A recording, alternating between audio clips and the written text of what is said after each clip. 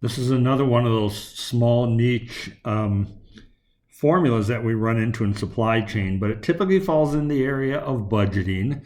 And let's say over the past years, you had 5% growth. So let's say your labor rate is $20 an hour and you expect it to grow in the first year, let's say by 5%, and then the second year by another 5%.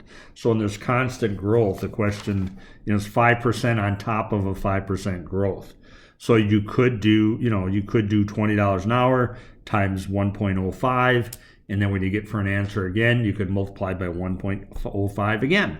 What the formula then looks like is something like this. The new rate is equal to the old rate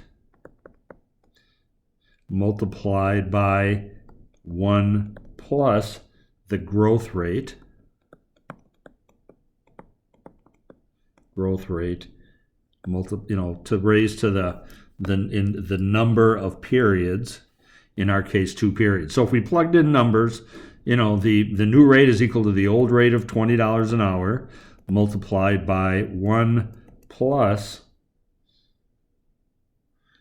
0.05, and then that whole thing, since we're looking at 2 years, raised to the second power.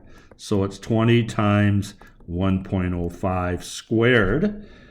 So I'll get my calculator, and we're going to do, if you remember what square means, it's a number multiplied by itself. So 1.05 times 1.05 gives me 1.1025. And then I'd multiply it by the 20.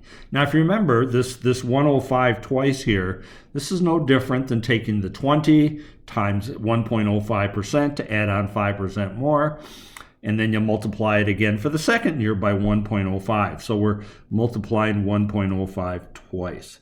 So when I take that number, multiply it by 20, I get $22.05. Okay?